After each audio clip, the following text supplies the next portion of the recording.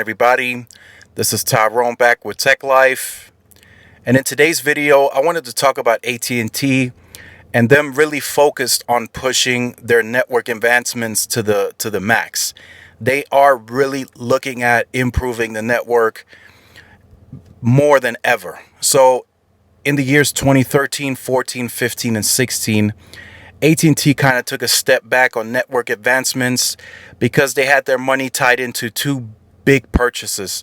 They were going to purchase Time Warner and they purchased DirecTV. And of course, you know ahead of time as management and investors and board members that those are going to be purchased. So they knew this ahead of time before the actual purchase was announced public. So they were already setting money aside because they knew they were going to purchase these companies.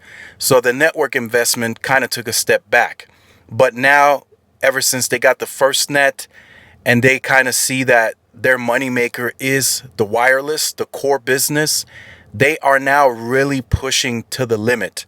And as you can see here, AT&T boosting wireless network capacity in PA with small cell technology. So AT&T is requesting Port Arthur City officials begin permitting small cell nodes in the city as an upgrade to boost the city's wireless network capacity during the corona crisis. So AT&T is asking, they're like, look, we want to improve the service, not only the coverage, but also the capacity part of the network, because that's the name of the game right now. Data is needed. Your phone is paperweight if you don't have any speeds. Sprint can tell you that the best early on when they did the network vision.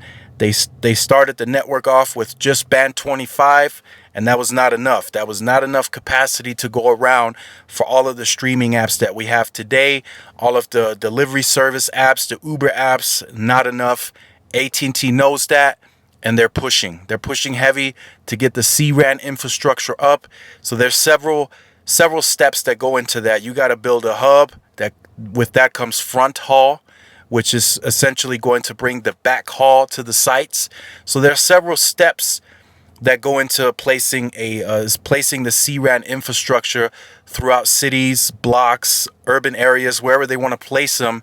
There's several steps before the small cell actually gets put up. And then, of course, there is an additional step before even all of that starts, and that's the permitting from the cities. So they are working with the municipalities. They're asking them, hey, look, we want to place these small cells. We know our network needs the capacity because we can see it on our tool that this area is in red. And during the coronavirus crisis, we want to set it up. So in a way, this could help AT&T get that pushed to faster, whereas before it would probably take a whole year to get this done. But now, using the coronavirus crisis and showing the municipalities that, hey, look, on our tool, this area is in red. If you would like, we can go to this area. We could test it out. Nothing loads. So we need to get this taken care of. So this is really good to see. I will leave this article in the description down below so you guys could check it out in its entirety. But I just wanted to give you guys like a brief description of what's happening there. So the small cells are coming. I've seen them all over on different tech sites. People are posting. Some aren't liking them too much, like if they're directly placed in the neighborhoods. But then some people have said, look, those electric poles and the lines look way uglier than some of these small cells. Some of these small cells are very discreet, very nicely built, very nicely placed.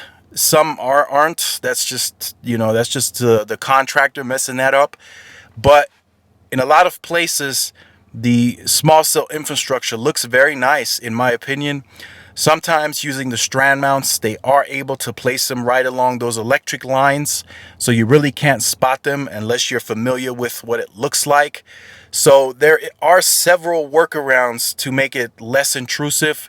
But again, people are still going to complain that, hey, I don't want this thing directly in my front yard, but yet you're complaining about the services not working too well inside your neighborhood or inside your home.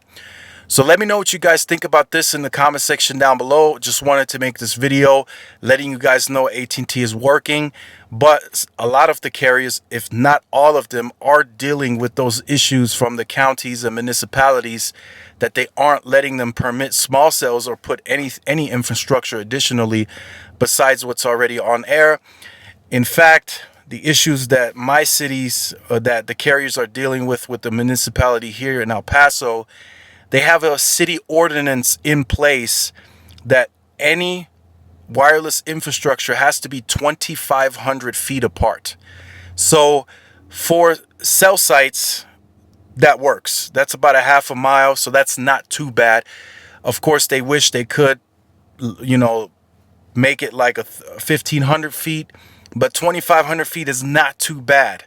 But 2,500 feet with small cells, that's ineffective, especially if you include millimeter wave on that. You want to have them spread out at least 1,000 feet. That's the furthest amount you want to have them away to make them effective. If you go 2,500 feet, not really effective. Maybe the LTE part of it, if you're just using your mid-band, low band, that could work. But if you're going with the millimeter wave, 2,500 feet is ineffective. It's not going to do you any good. So they're fighting with the city to get that, at least the small cell portion, down to 1,000 feet. They have yet to lift that ordinance, but they're fighting for it daily. So just some perspective on that, that's going on nationwide. Some have agreed to it, some haven't. So the FCC is stepping in slowly to get that fixed, but some cities and counties are fighting back against that. So again, let me know in the comment section down below. If you have been on the channel, you can go ahead and end the video now. If you are new, make sure you like, share, subscribe, hit the notification bell so you are notified when I do upload content. Also on YouTube itself, in the settings, make sure your push notifications are enabled, so YouTube is able to push the notifications to your phone notifications. Also in the description down below, I will leave my Twitter handle so you guys can follow me on Twitter and push notifications there as well.